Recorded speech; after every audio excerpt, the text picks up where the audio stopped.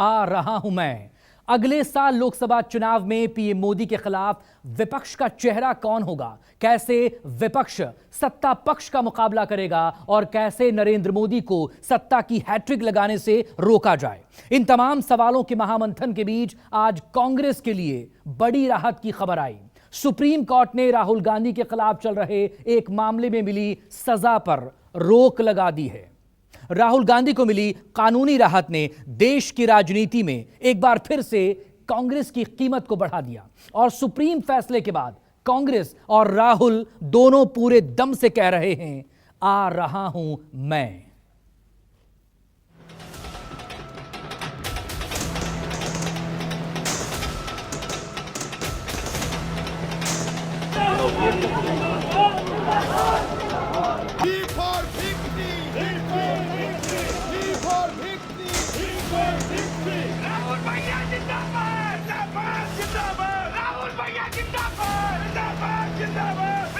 इस एक तस्वीर और इन चंद शब्दों ने देश की राजनीति में कांग्रेस के जोश और जज्बे की वापसी का ऐलान कर दिया है।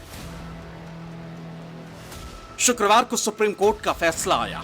आपराधिक मानहानि मामले में राहुल गांधी को सजा से राहत मिली। विपक्षी एकता की ऊहापोह में खड़ी कांग्रेस में नई जान आ गई। देश की राजनीति में कांग्रेस की मोर्चा को संजीवनी मिल गई।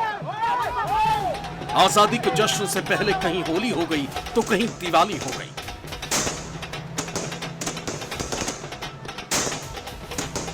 छोटे से छोटे कांग्रेसी कार्यकर्ता से लेकर दिल्ली के कांग्रेस दफ्तर तक कांग्रेसियों का उत्साह सातवें आसमान पर पहुंच गया। दिल्ली के कांग्रेस दफ्तर में तमाम बड़े नेताओं और बहन प्रियंका गांधी वाड्रा के साथ राहुल की एंट्री हुई।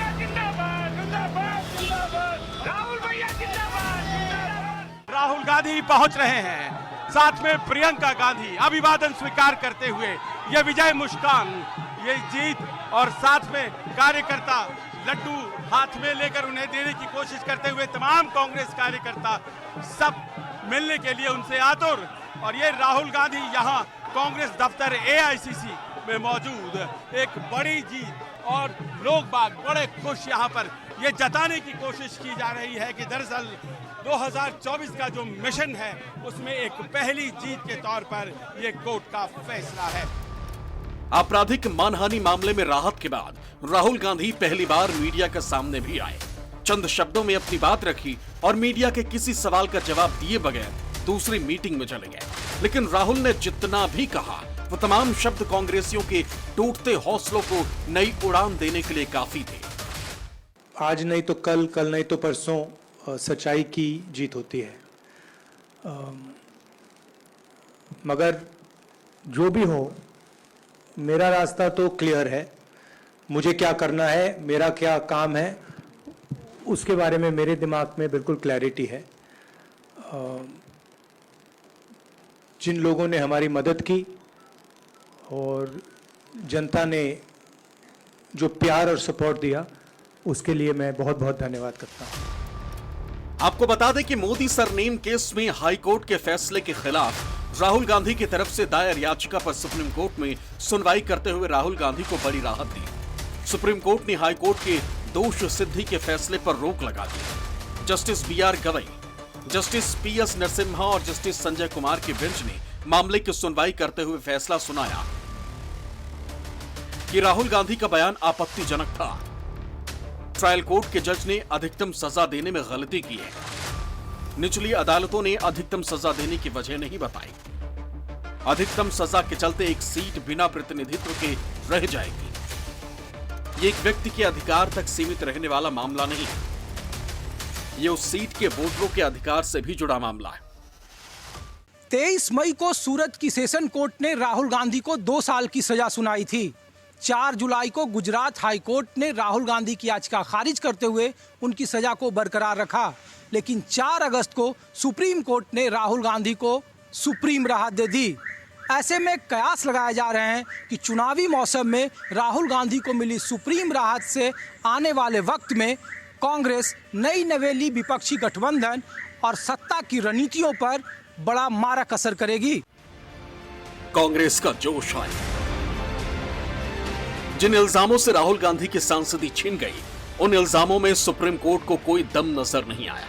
अब जब राहुल को राहत मिली है तो कांग्रेस विधानसभा चुनावों में राहुल की वापसी को जोर शोर से पेश करेगी। सुप्रीम कोर्ट के फैसले को सत्ता पक्ष की साजिशों के नाकाम होने के तौर पर दिखाएगी। देश में आधार खो रही कांग्रेस को सुप्रीम कोर्ट के फैसले ने दोबारा खड़े होने की वजह दे दी और राहुल गांधी के चेहरे को कांग्रेस पार्टी और मजबूत करके 2024 में उतरने की तैयारी करेगी। डेमोक्रेसी की जीत हो गई, संविधान की जीत हो गई, सत्यमेव जयते। मैं तहे दिल से सुप्रीम कोर्ट का फैसले का स्वागत करता हूं। अभी संविधान जिंदा है, बाकी है और न्याय मिल सकता है, ये इसका एक बहुत बड़ा उदाहरण है।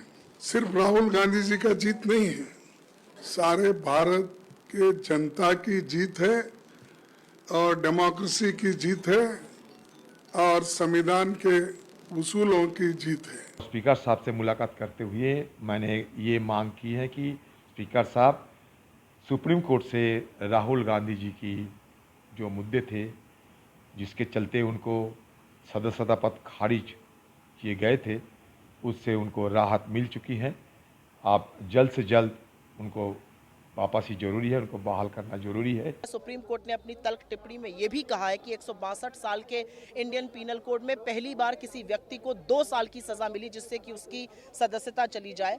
आईना दिखाने का काम निचली अदालतों को भी किया, लेकिन हम बहुत उत्साहित हैं, बहुत खुश हैं क्योंकि शेर फिर से सदन में दहाड़ेगा और अब बिना किसी विलंब के सदन के सभापति को उनकी सदस्यता पुनः बहाल कर देनी चाहिए। आदरणीय उच्चतम न्यायालय के आज के निर्णय ने, जिन्होंने दोबारा श्री राहुल गांधी जी की सदस्यता खत्म करने वाला आदेश ऑटोमेटिक स्टे करने से निरस्त कर दिया है, उसने न्यायपालिका में, न्याय व्यवस्था में, संविधान की परिपाटी में, इस देश की परंपराओं में, इस देश के आम जनमानस का विश्वास दोबारा पुनर्स्थापित किया है। इंडिया में कांग्रेस का बढ़ाकर राहुल गांधी को मोदी सरनेम मामले में सुप्रीम कोर्ट से बड़ी राहत मिली। मानहानि मामले में राहुल को 2 साल सजा पर सुप्रीम कोर्ट ने रोक लगा दी, जिसके बाद निराश कांग्रेसियों में नई आस जगी। कांग्रेस को उम्मीद है कि राहुल गांधी की संसद सदस्यता वापस आते ही विपक्षी एकजुटता वाली इंडिया अलायंस में कांग्रेस ही कप्तान बनेगी। सुप्रीम कोर्ट से राहुल गांधी को मिली बड़ी राहत के बाद कयास लगाए जा रहे हैं कि विपक्षी खेमे में कांग्रेस की अहमियत और ज्यादा बढ़ेगी। कांग्रेस 2024 के लिए राहुल को इंडिया अलायंस की तरफ से पीएम का चेहरा बनाने की पूरी कोशिश करेगी। क्षेत्रीय दलों के बीच कांग्रेस अपनी सबसे पुरानी पार्टी वाली पहचान को जमाने की तैयारी करेगी और इंडिया गठबंधन में कांग्रेस बड़ी बार्गेनिंग करने की तैयारी जरूर करेगी। मोदी और बीजेपी के खिलाफ नीतीश कुमार के बाद राहुल गांधी ही वो नाम है जिन्होंने इंडिया गठबंधन को मजबूत करने की पुरजोर कोशिश की।